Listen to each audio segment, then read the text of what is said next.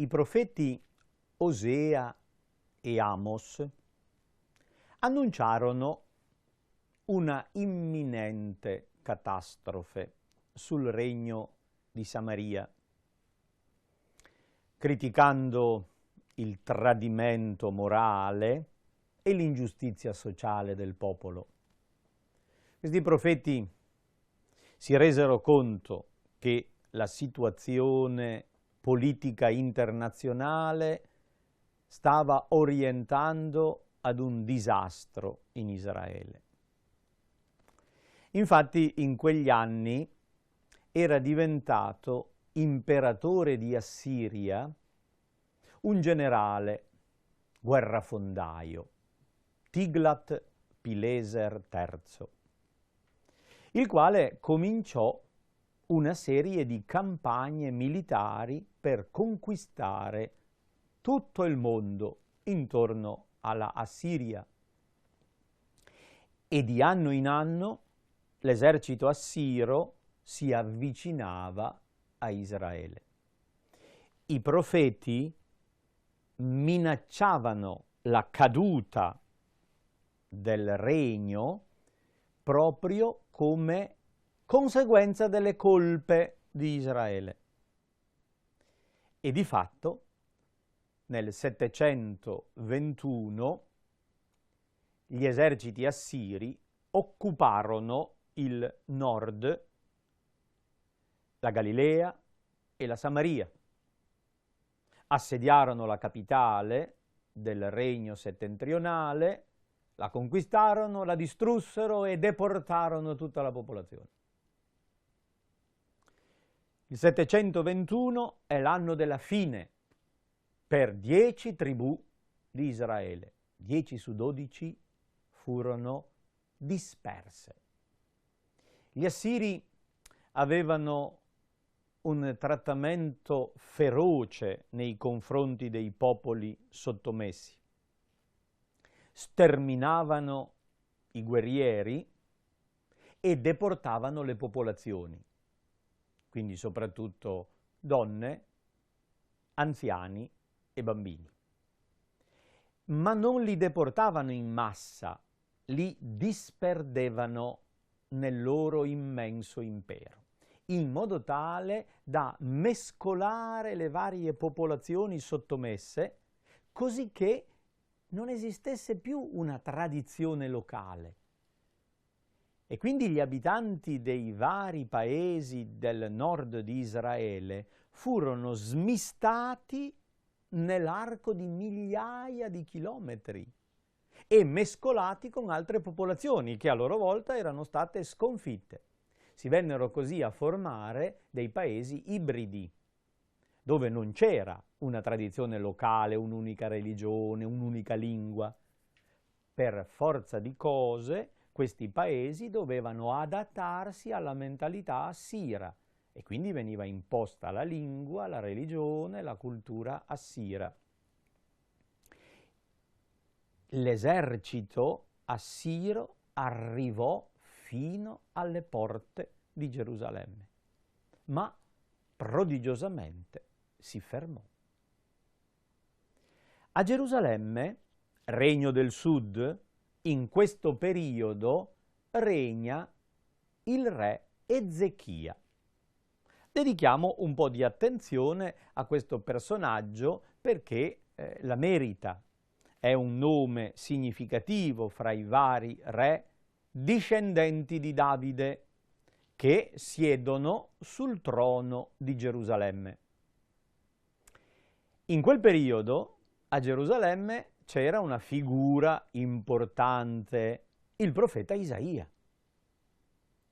Lui era il rappresentante di Dio, la sua voce, il portaparola dell'Altissimo. Lui interviene nella politica, prima con il padre di Ezechia, Acaz, e poi con Ezechia stesso.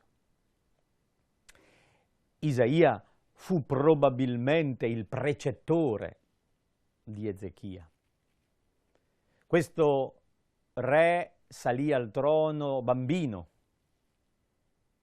e Isaia, insieme ad altri, furono guide spirituali, morali e politiche del giovane re, nella speranza di poter dare una impostazione più fedele all'alleanza, perché anche a Gerusalemme c'erano stati molti tradimenti. Ezechia quindi passò alla storia come il re della riforma, che tentò una riforma religiosa per riportare la fede di Israele alla purezza originale. Di lui troviamo parecchi racconti nel secondo libro dei Re, a partire dal capitolo 18. Leggiamo come questo racconto storico presenta il personaggio di Ezechia. Segue un canovaccio tradizionale che si ripete abitualmente per tutti i regnanti, una specie di scheda sintetica in cui vengono forniti i dati essenziali per riconoscere il personaggio. Nell'anno terzo di Osea, figlio di Ela, re di Israele, non è il profeta Osea, è uno che ha lo stesso nome ed è l'ultimo re che regna a Samaria. Per poter dare le datazioni non avevano numeri fissi del calendario come abbiamo noi, indicando ogni anno con un numero specifico sempre di seguito, ma le datazioni venivano date in raffronto con l'altro regno parallelo. Nell'anno terzo, dunque, dell'ultimo re di Israele, divenne re di Giuda Ezechia, figlio di Acaz. Quando egli divenne re, aveva 25 anni. Regnò 29 anni a Gerusalemme. Sua madre si chiamava Abi, figlia di Zaccaria. Fece ciò che è retto agli occhi del Signore, come aveva fatto Davide, suo padre.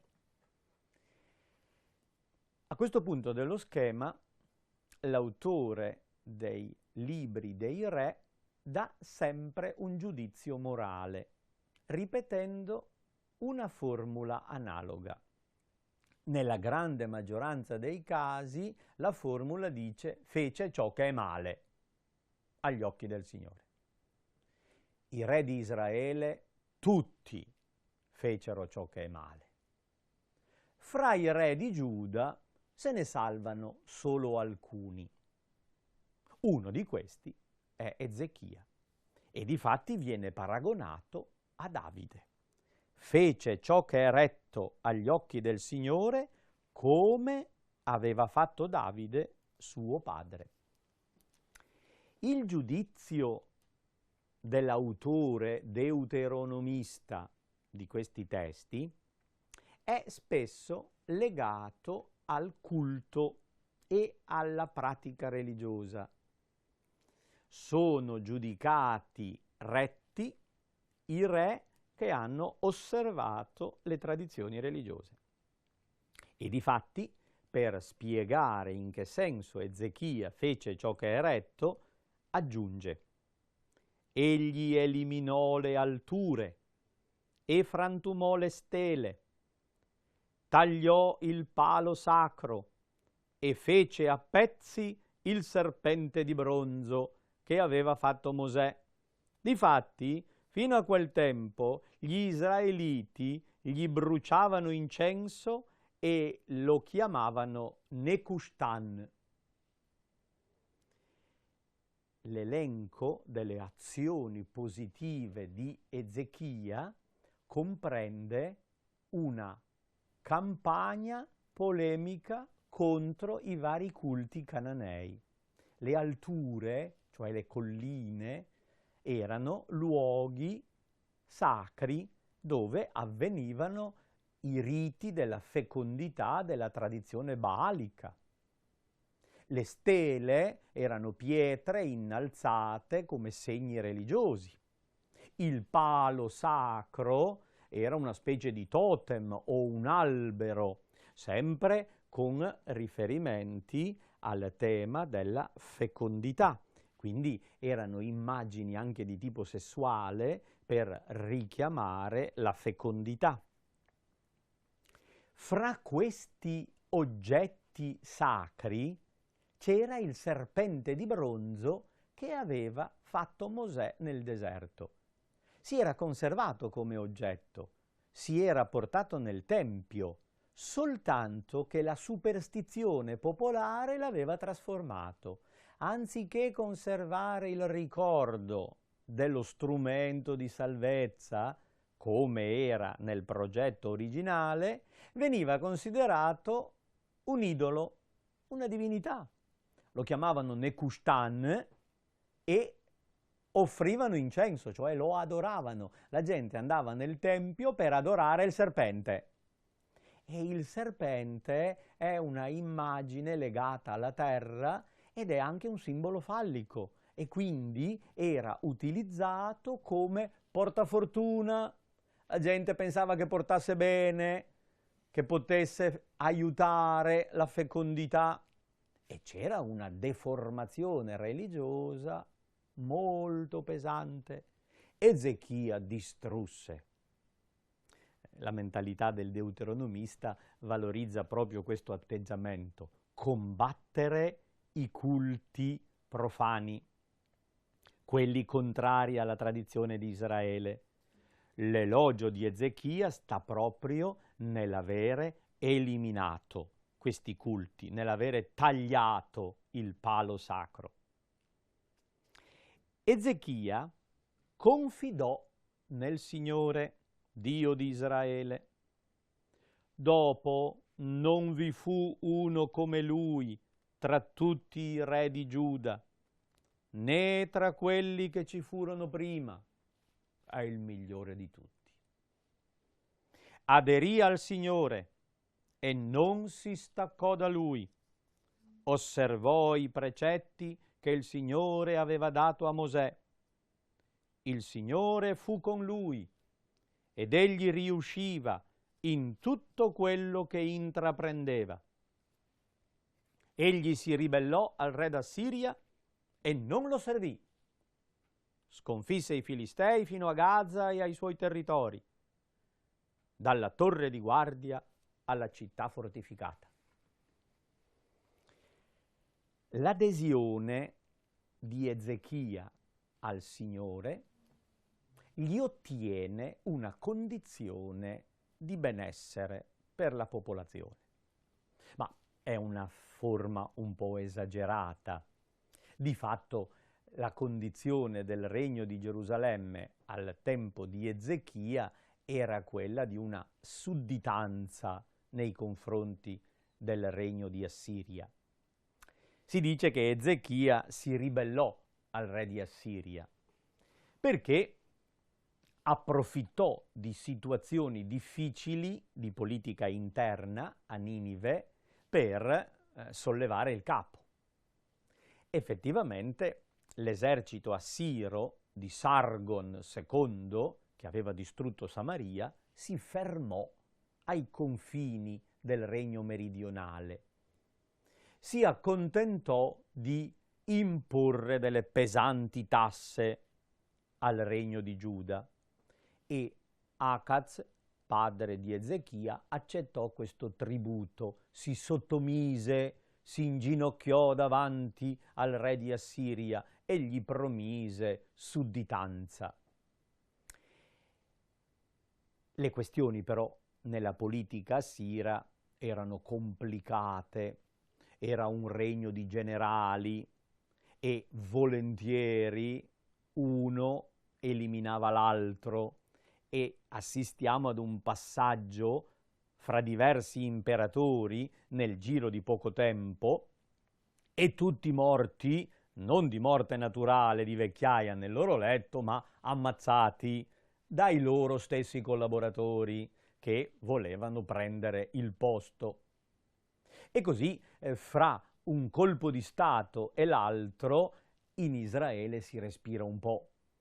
Ezechia inizia il regno in un momento di tranquillità.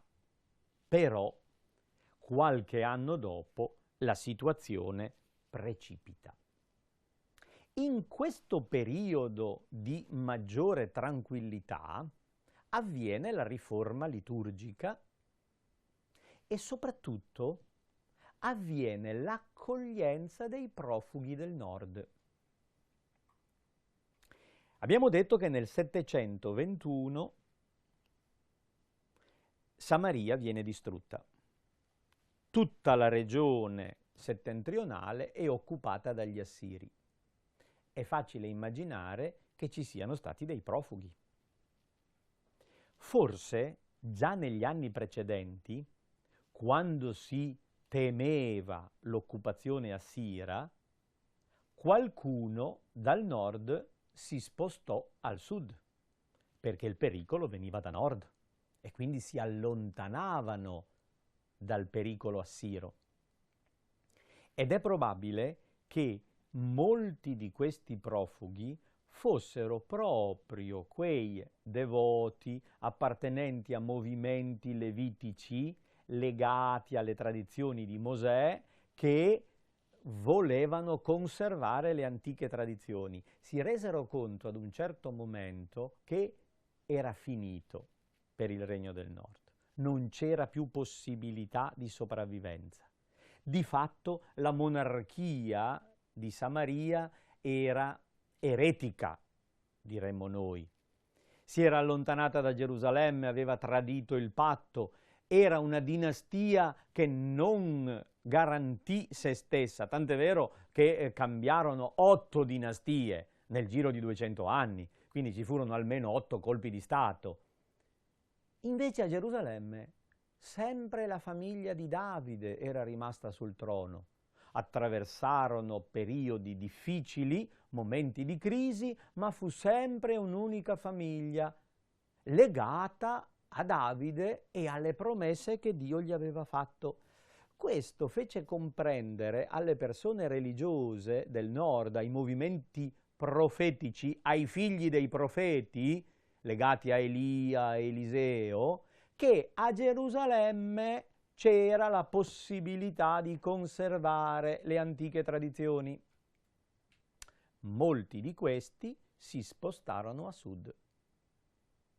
E quando Samaria cadde e il nord fu devastato, questi profughi furono i conservatori delle tradizioni del nord.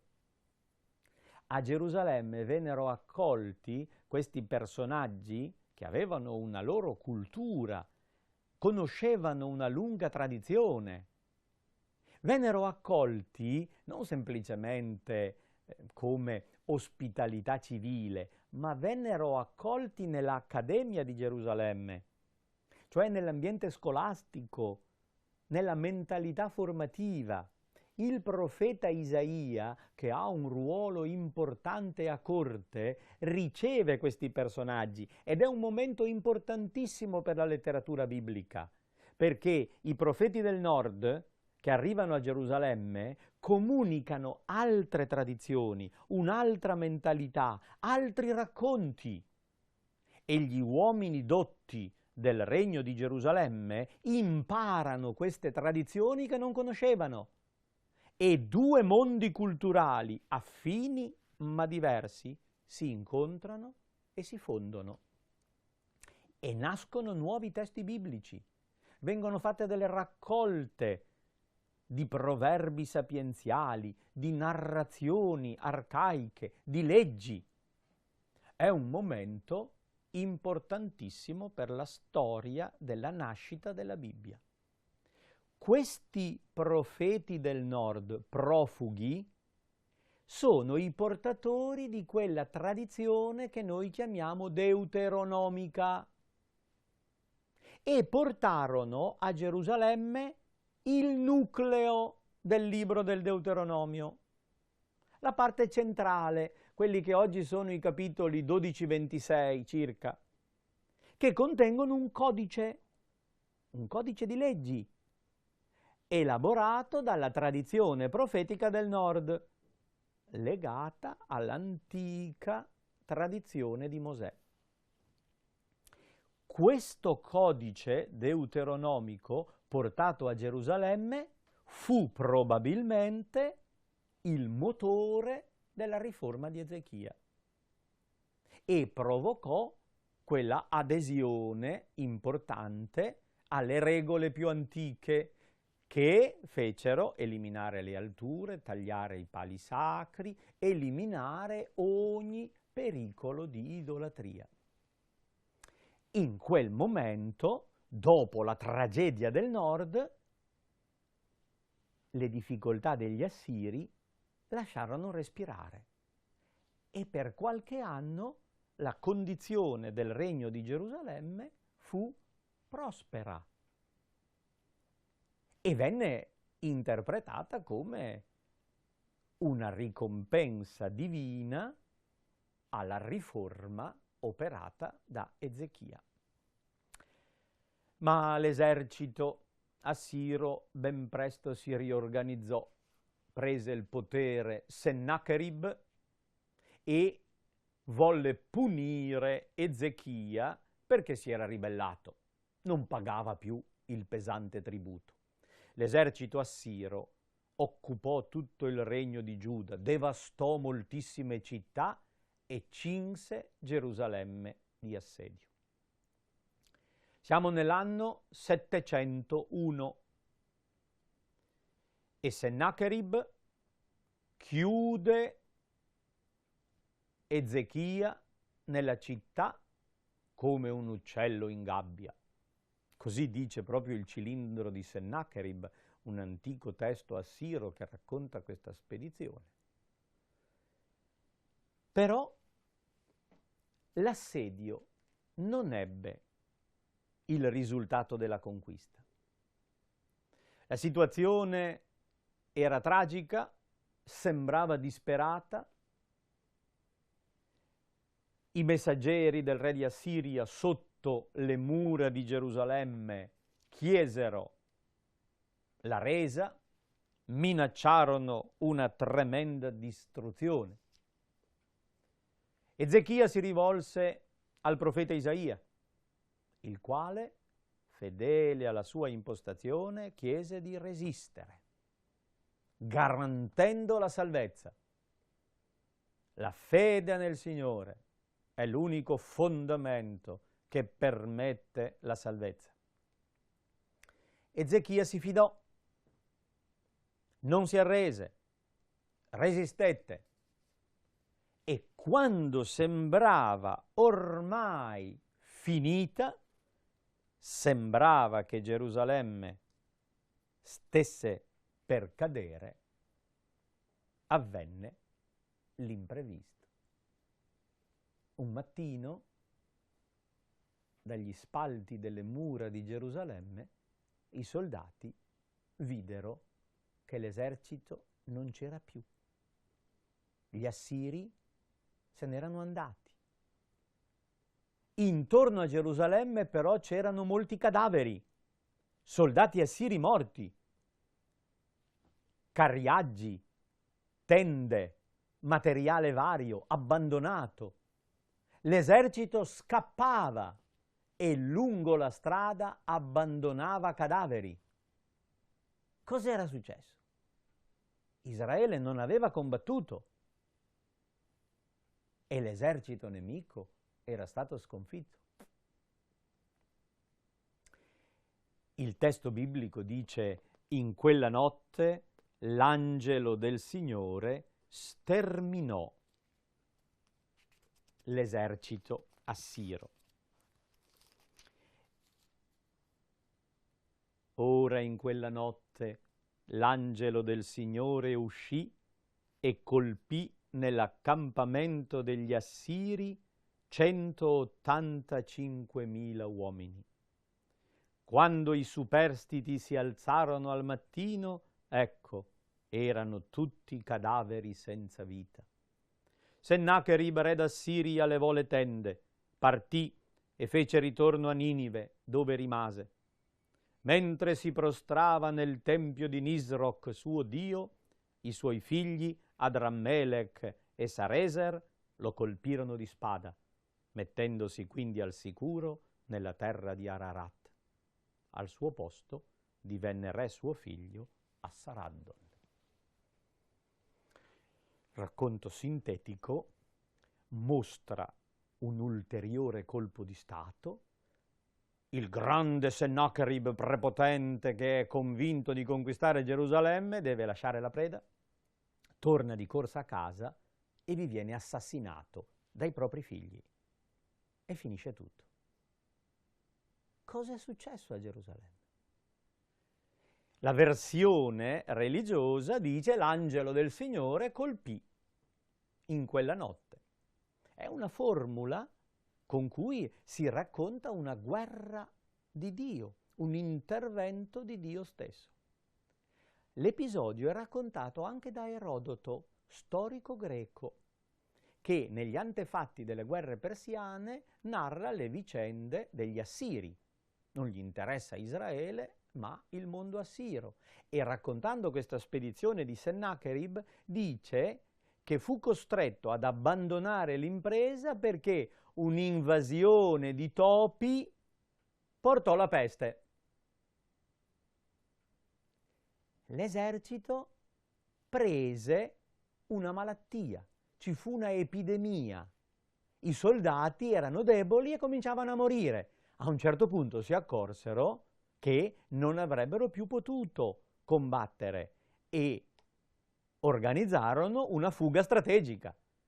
Ma molti soldati morti rimasero sulla strada del ritorno e Israele, senza combattere, assistette ad una fuga del nemico.